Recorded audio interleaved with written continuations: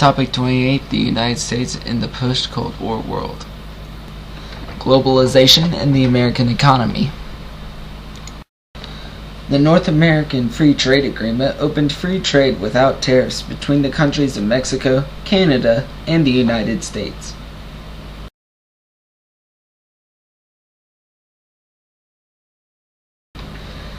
NAFTA came under heavy fire from many people because companies started to outsource jobs out of the United States because it was cheaper to produce in other countries.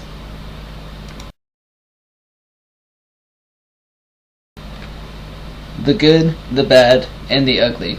Good. NAFTA created the world's largest free trade area, which now links 450 million people, producing $17 trillion worth of goods and services. The bad. Exports totaled $397 billion, while imports only totaled $438 billion. The U.S. goods and services trade deficit with NAFTA was $41 billion in 2009. And the ugly, jobs were outsourced.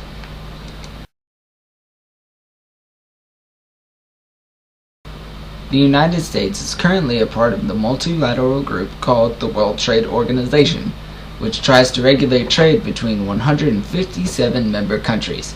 The United States has free trade agreements with 18 countries, including South Korea, Australia, and Israel. Unilateralism versus multilateralism. The North Atlantic Treaty Organization was created after World War II to find more peaceful ways to resolve problems. After the Cold War, which had occupied most of NATO's time, the organization needed to redefine itself.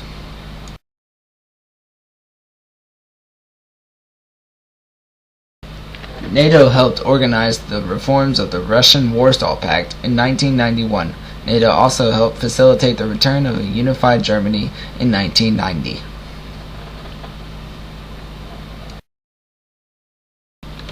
The United Nations was an organization that was also created after the Second World War. This was created to have a peaceful organization of countries to resolve international problems. In 1991, the United States became by far the world's superpower, which did not help the United Nations. The UN wanted a unified organization that resolved conflicts, while the US wanted to become world police.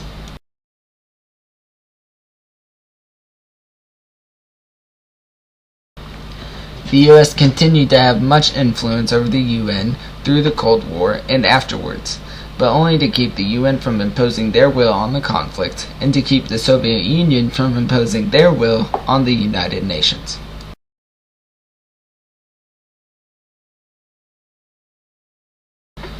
The Gulf War was an attack planned by the U.S. and authorized by the UN. The U.S. invaded Kuwait because Iraqis had taken over the country. The U.S. was in and out of the Gulf in just over a month.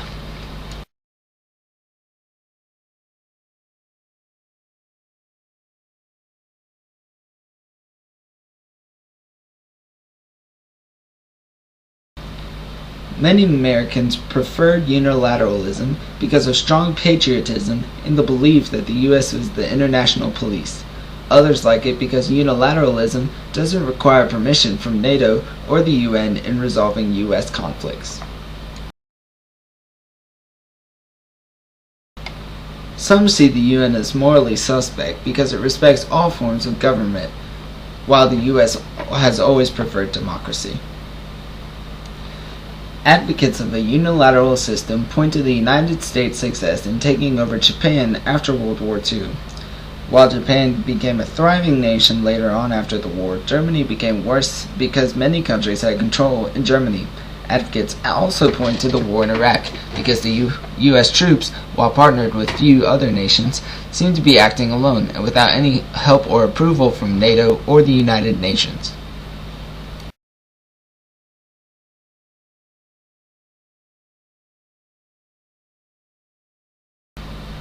On February 26, 1993, terrorists planned their first attack on the World Trade Center by planting a bomb in the parking lot below the buildings. The buildings did not fall, but 6 were killed. These men were later found by the FBI and arrested.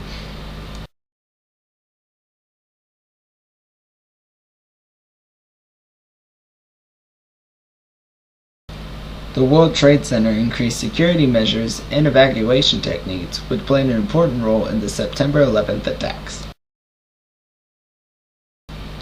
On September 11, 2001, terrorists planned an attack to hijack 4 commercial airplanes and fly them into the Pentagon, 2 in the World Trade Center, and 1 believed to go to the White House but crashed in Pennsylvania.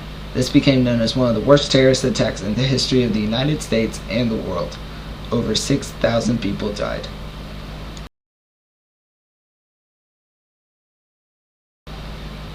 President Bush at the time was reading to a class of elementary school students when the news came in. President Bush's approval rating saw drastic improvement because of how he handled the crisis.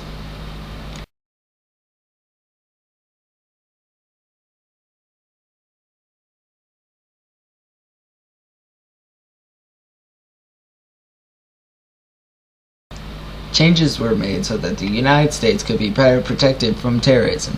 Changes such as an increase in prevention at airports done by the TSA, the creation of a bureaucracy, the Department of Homeland Security, and the U.S. Patriot Act, which was created to monitor and prevent terrorism.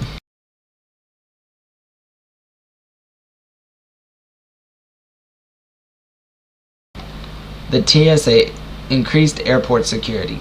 These changes have been controversial because new methods have been known to violate people's privacy, and many people aren't allowed to take certain hygiene products on planes because some are known to create bombs.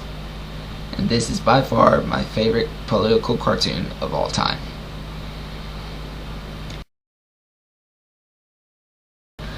The U.S. Department of Homeland Security was created by President Bush after the 9/11 attacks to increase national security from terrorism.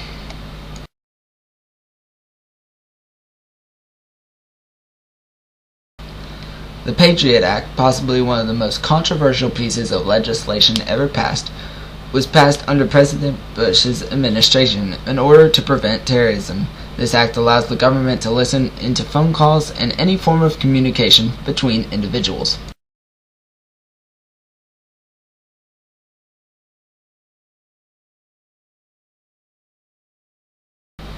Four suicide bombers planned a bombing of the transportation system in London during the morning rush hour. 3 were placed in subways, and the final was placed on a double-decker bus.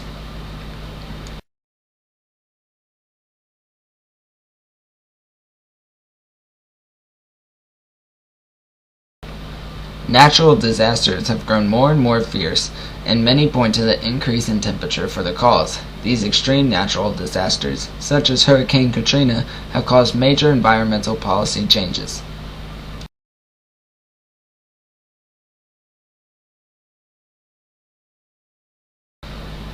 The United Nations created the UN Framework Convention on Climate Change to combat global warming around the world. The UNFCCC created the Kyoto Protocol.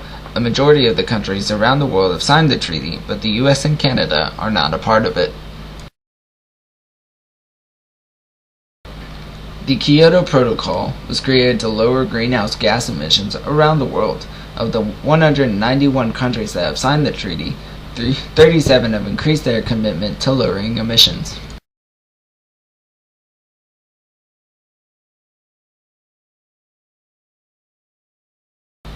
Former Vice President and presidential nominee Al Gore pushed for an environmental-friendly movement himself in 2005. His actions caused many people to change their ways of living to be more energy efficient and eco-friendly.